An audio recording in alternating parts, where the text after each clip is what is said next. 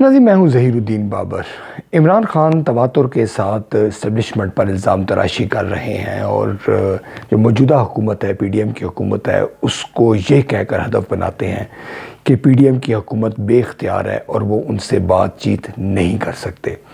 آج سوموار کے دن جب دوبارہ اسلام آباد ہائی کورٹ میں پیشی ہوئی اور صحافیوں سے انہوں نے بات چیت کی تو انہوں نے دوبارہ یہ اپنا موقف دہرایا۔ عمران خان صاحب کی جو سیاسی تاریخ ہے، جو ان کا عروج و زوال ہے، اگر آپ اس کا تائرانہ جائزہ لیں تو ایک بات اس میں حتمی طور پر کہی جا سکتی ہے، یقین کے ساتھ کہی جا سکتی ہے کہ سیاسی جماعتوں پر انہوں نے اعتماد نہیں کیا۔ سیاسی جماعتوں کو انہوں نے ہدف بنایا، اپنے سیاسی مخالفین کے ساتھ وہ ہاتھ ملانے تک کے روادار نہیں تھے۔ نتیجہ اب آپ کے سامنے ہے کہ اس وقت کوئی بھی سیاسی نمایاں قوت ان کے ساتھ ہمیں کھڑی ہوئی نظر نہیں آتی۔ یہ جو سیاسی تھیوری ہے کہ اسٹیبلشمنٹ اس تمام کھیل کے پیچھے ہے اور وہ تمام سیاسی جماعتوں کو انہوں نے پیغام دیا ہے کہ وہ عمران خان کے ساتھ رابطہ نہ رکھیں، یہ معاملہ ایک الگ ہے۔ مگر جب عمران خان صاحب برسر اقتدار تھے تو اس وقت بھی آپ بخوبی گواہ ہیں کہ وہ کن الفاظ اور کن القابات سے سیاسی جماعتوں کے رہنماؤں کو پکارتے تھے، یعنی کہ چور اور ڈاکو کے الفاظ وہ استعمال کیا کرتے تھے۔ بطور وزیر اعظم بھی انہوں نے اپوزیشن لیڈر شہباز شریف صاحب کے ساتھ ورکنگ ریلیشن شپ قائم کرنے کی ضرورت محسوس نہیں کی۔ سامعین، معاملہ یہ نہیں ہے کہ آپ کا ایک جو سیاسی نیریٹو ہے وہ کیا ہے۔ معاملہ کچھ یوں ہے کہ جب آپ اقتدار میں آتے ہیں اور جب آپ جمہوریت پر یقین رکھتے ہیں، جب آپ اظہار خیال کی آزادی پر یقین رکھتے ہیں تو یقیناً آپ کی یہ خواہش اور کوشش ہونی چاہیے کہ دیگر جو سیاسی رہنما ہیں ان کے ساتھ آپ بات چیت کا عمل آگے بڑھائیں۔ یہ بات عمران خان صاحب کو سمجھانے کی ضرورت ہے کہ جمہوریت میں ذاتی مخاصمت نہیں ہوا کرتی، دشمنیاں نہیں پالی جاتی، اختلاف رائے ہوتا ہے، نقطہ نظر کا اختلاف ہوتا ہے اور ان کے ساتھ آپ چلتے ہیں۔ اگر ہم یہ بات کہیں کہ مسلم لیگ نون اور پاکستان پیپلز پارٹی ایک حلقہ اثر رکھتی ہیں، پاکستان عوامی نیشنل پارٹی اثر رکھتی ہے، جمعیت علماء اسلام ایک اثر رکھتی ہے، تحریک لبیک ایک اثر رکھتی ہے، یعنی کہ ہر جو سیاسی جماعت ہے وہ اپنا اس کی حمایت ہے اور اس کے ساتھ بات چیت کی جا سکتی ہے۔ اگر آپ ان کے نقطہ نظر سے اختلاف کرتے ہیں تو یہ آپ کا حق ہے۔ سامعین، ناظرین، بنیادی طور پر آج عمران خان صاحب کی جو سیاسی تنہائی ہے وہ اسی وجہ سے ہے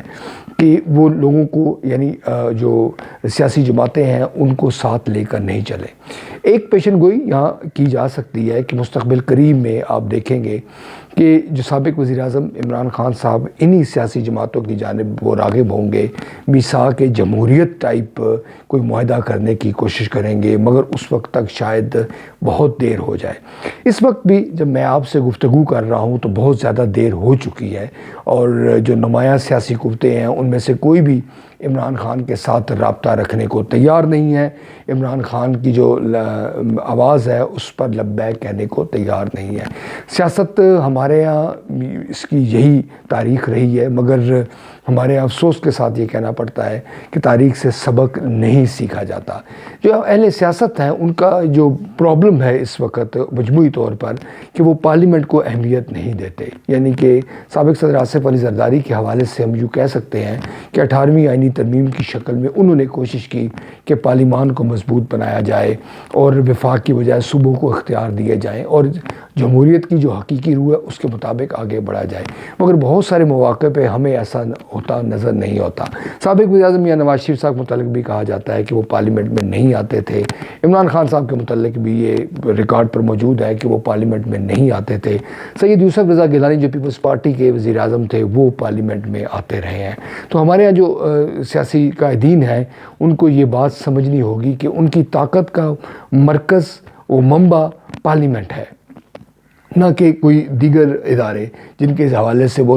دست تعاون بڑھاتے ہیں اور جب ان کی طرف سے تعاون نہیں ملتا تو وہ اس قسم کی باتیں یا اس قسم کی الزام تراشی کرتے ہیں۔ عمران خان صاحب تاریخ سے سبق یقیناً سیکھیں گے اور اس بات کا قوی امکان ہے، مگر سوال یہ ہے کہ اس وقت کیا وہ یہ سمجھ رہے ہیں کہ وہ جو کچھ کر رہے ہیں